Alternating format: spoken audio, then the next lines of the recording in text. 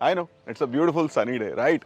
और आज इस खिली हुई धूप में ना आपको एक ज्ञान की बात बताता हूँ। हमारे देश के अंदर, हमारे भारत देश के अंदर सबसे ज्यादा अगर कोई रियल एस्टेट में नुकसान पाता है ना, तो वो इंसान है जो रियल एस्टेट की जानकारी के लिए प्रोफेशनल्स की जगह किसी रिश्तेदार या फिर किसी दोस्त के पास जाता है।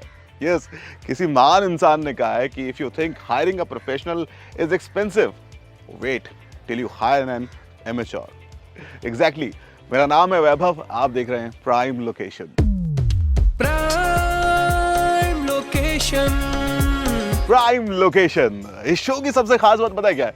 कि ये आपके सपनों को हकीकत में बदलने में पूरी मदद करता है। अब चाहे फिर आप अपने घर खरीदने की प्लानिंग कर रहे हो या फिर किसी लैंड के लिए आपको एडवाइस चाहिए हो, सब कुछ मिलता है आपको इस शो पर। लेकिन कहीं और जाने से पहले देख लेते हैं कि भी हमारे शो में आज क्या मिलने वाला है आपको, क्या लाइनअप है। Let's go for it. तो आज शो में सबसे पहले हमारी रियल एस्टेट की डिक्शनरी आएगी, जिसमें हम जानेंगे हमारे इस वर्ड का मतलब फिट आउट्स, आखिर क्या होता है ये। इसके बाद we'll go for our myth buster. भाई, लोग कहते हैं कि रियल एस्टेट के अंदर कोई भी अपॉर्चुनिटी नहीं है, ये सच है या फिर मिथ? और आप मेंटेनेंस पे करके कैसे फूल बनने से बच सकते हैं, ये हम जानेंगे हमारी फूल प्रूफ स्टोरी के अंदर। लेकिन सबसे पहले मैं लेकर आ रहा हूं आपके लिए रियल एस्टेट अपडेट्स। क्या है ताजा तरीन, बेहतरीन। पहली अपडेट की अगर बात करें तो गुजरात गवर्नमेंट ने 7 टाउन प्लानिंग स्कीम को इस हफ्ते हरी झंडी दिखा दी है। अगर बात करेंगे इन 7 में से, तो 4 के जो शुरुआती टाउन होंगे उसमें 4350 ईडब्ल्यूएस यानी कि इकोनॉमिकली वीकर सेक्शन लोगों के लिए रखा जाएगा, और बाकी के 3 की अगर बात करें तो वहां पर 18,900 अलॉट किए जाएंगे फॉर ईडब्ल्यूएस पीपल। दूसरी अपडेट की बात करते हैं, जहां पर नासिक म्युनिसिपल कॉर्पोरेशन ने वाटर टैक्स पे ना करने के ऊपर जो बात कही थी कि हम वाटर सप्लाई कट कर देंगे, उन्होंने इसकी शुरुआत कर दी है।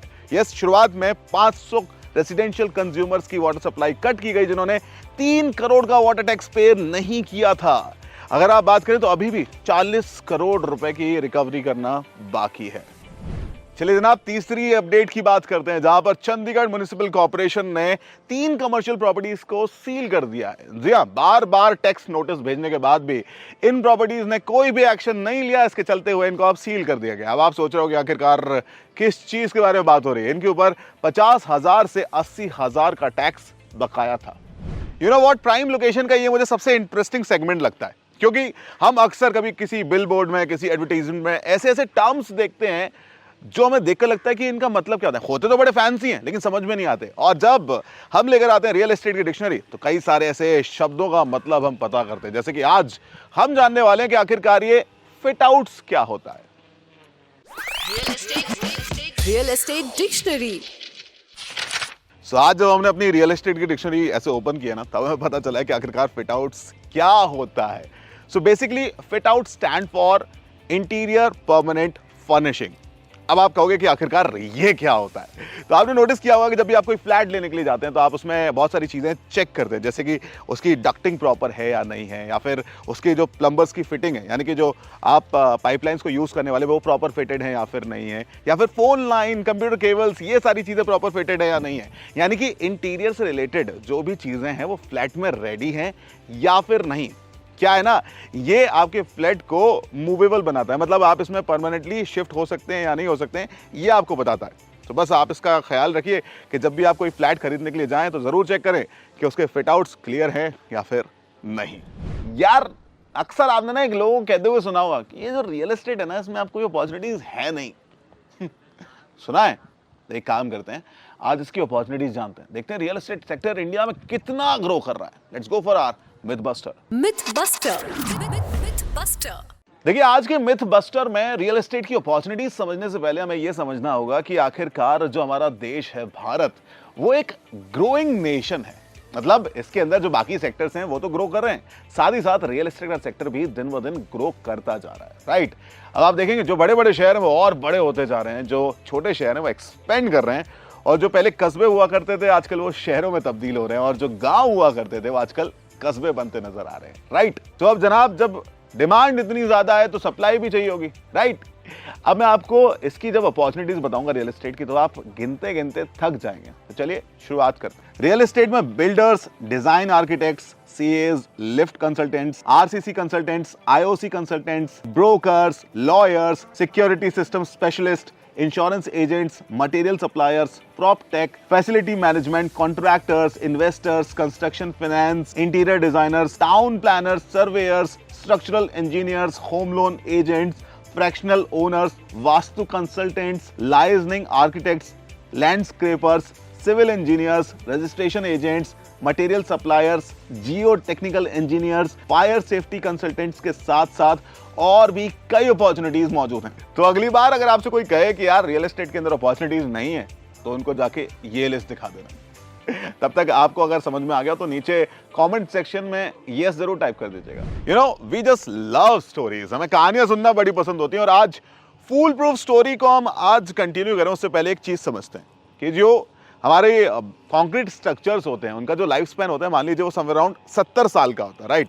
जिसमें बिल्डर होता है वो इनिशियली 5 साल में आपको प्रॉपर्टी बिल्ड करेगा, बेचेगा और उतने ही टाइम का उसका मेंटेनेंस करेगा और निकल जाएगा, राइट? उसके बाद जो मेंटेनेंस वाला जो पार्ट होता है ना वो जाता है वहाँ की सोसाइटी के ऊपर और फिर वहाँ से शुरू होता है हमारे ऊपर वो मेंटेनेंस का लाइफ साइकिल के भाई आओ और मेंटेनेंस भरते जाओ। लेकिन कई सारे लोग ऐसे होते हैं जो उस मेंटेनेंस को भरने से या तो कतराते हैं या फिर कहते हैं कि इसको थोड़ा सा आप कम कर दीजिए। लेकिन आज फूल प्रूफ स्टोरी में आपको बताऊंगा कि आप जो मेंटेनेंस भरते हैं उससे आप फूल बनने से कैसे बच सकते हैं। Let's go for our foolproof story. Foolproof story. अब मेंटेनेंस आपके लिए अच्छा है या फिर नहीं है, यही तो आज हम आपको बताने के लिए आए हैं फूल प्रूफ स्टोरी के अंदर। आज की कहानी की शुरुआत करते हैं। इन जनरल होता है क्या ना, जो लोग होते हैं वो अक्सर फोकस करते हैं बिल्डिंग के कंस्ट्रक्शन के ऊपर, राइट?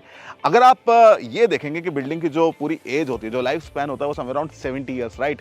तो ये 5 साल उसका सिर्फ 7% हुआ, बाकी का 93% जो होता है वो उसके मेंटेनेंस के ऊपर डिपेंड करता है। अब आप अपने शहर की कोई भी बेहतरीन से खूबसूरत सी लोकेशन देखिए और देखिए कि वो आज भी इतनी सुंदर क्यों लग रही है। भाई रीजन है मेंटेनेंस का। जी हाँ, तो अगर आप देखेंगे तो आपका एनुअल मेंटेनेंस चार्ज और आपका एनुअल प्रॉपर्टी टैक्स आपकी प्रॉपर्टी कॉस्ट का 1% होता है। इसीलिए जो बिल्डर्स होते हैं ना वो इनिशियली आपसे 2 साल का एडवांस जमा करवा लेते हैं जिससे बिल्डिंग बेहतरीन बनी रह सके। और मैं आपसे ये भी कहूंगा कि देखिए आपका मेंटेनेंस है ना आपके लिए बड़ा फायदेमंद हो जाता है क्योंकि आपके फ्लैट की रीसेल वैल्यू भी ये इंक्रीज करता है एंड साथ ही साथ आपकी जो बिल्डिंग है उसके भी लाइफ स्पैन को मेंटेन करके रखता है। तो अगली बार अगर आप कभी ये मोल भाव करने के लिए जाएं मेंटेनेंस में तो एक बार फिर से सोचिएगा कि आपको आने वाले समय में क्या चाहिए। So don't be a fool, be a cool. वाह अमेजिंग, ये है प्राइम लोकेशन। मेरा नाम है वैभव। अगर शो अच्छा लगा है तो जरूर बताइए। We are available on every platform. आप अपने क्वेश्चन हमें भेज सकते हैं। 9506-104-104 व्हाट्सएप नंबर है हमारा। और इसको लाइक करो, शेयर करो, सब्सक्राइब करो। तुम्हारा खुद का वीडियो होता है वो करो, राइट? बाकी यहां से मैं जा रहा हूं। टेक केयर, हैव फन, देखते रहिए प्राइम लोकेशन। Prime location.